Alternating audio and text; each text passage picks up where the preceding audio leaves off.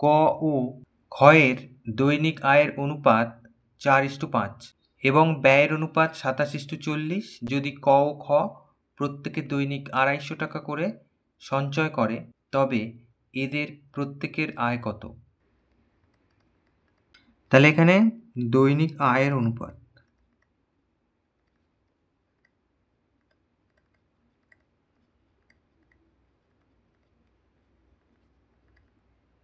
চার ইস্টু পাঁচ,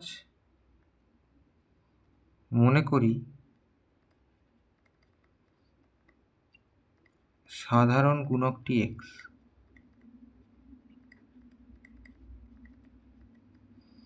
তাহলে অতএব কয়ের দৈনিক আয় 4x টাকা, ক্ষয়ের দৈনিক আয় 5x টাকা।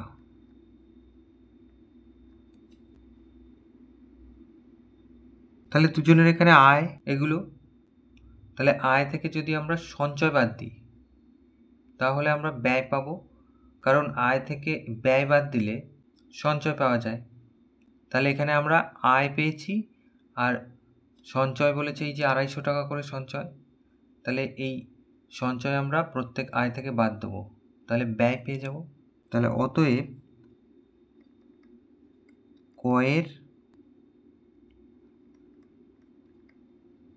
দৈনিক ব্যয় কত? এই যে 4x, এইটা এত থেকে 250 টাকা বাদ যাবে, এত টাকা। একই রকম ক্ষয়ের দৈনিক ব্যয় 5x থেকে 250 বাদ, তো টাকা। তাহলে আমরা দুজনের ব্যয় পেলাম। তাহলে এই ব্যয়েরই অনুপাত দেওয়া ছিল এই যে 27:40। তাহলে এবার প্রশ্নানুসারে বলে আমরা লিখব। তাহলে প্রশ্নানুসারে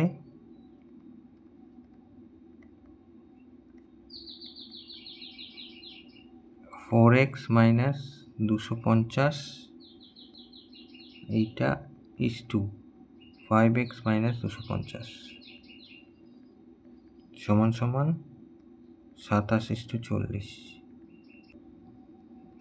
এটা উপর নিচে লিখব।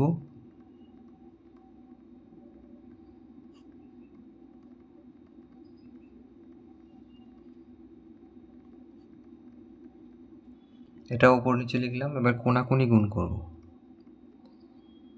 এটা গুণ করলে 4 × 4 = 16, 160x আর মাইনাস 4 × 25 100, আর এই দুটো শূন্য।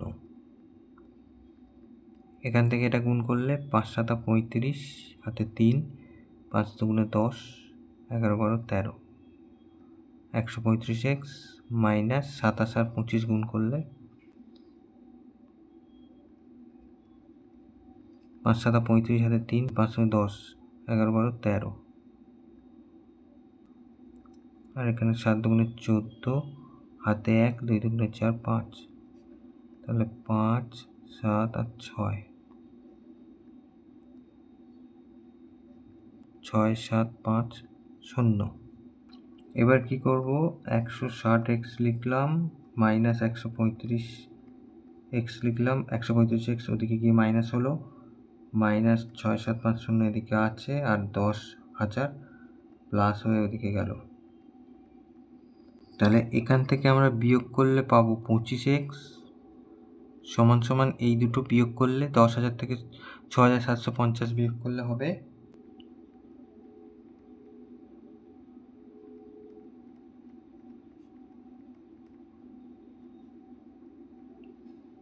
3,250।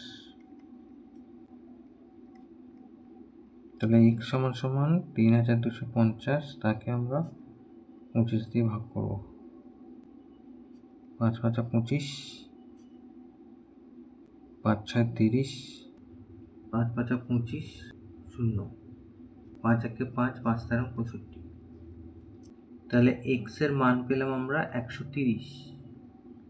দৈনিক আয় লিখেছিলাম 4x আর 5x। তাহলে আমাদের প্রশ্নে এটা জিজ্ঞেস করেছিল তবে এদের প্রত্যেকের আয় কত। তাহলে x এর মান তো 130 পেয়েছি। তাহলে অতএব কয়ের আয় মানে দৈনিক আয় সমান সমান 4x সমান সমান 4 গুণ 130, তার মানে 4 তেরং 52 এত টাকা। আর ক্ষয়ের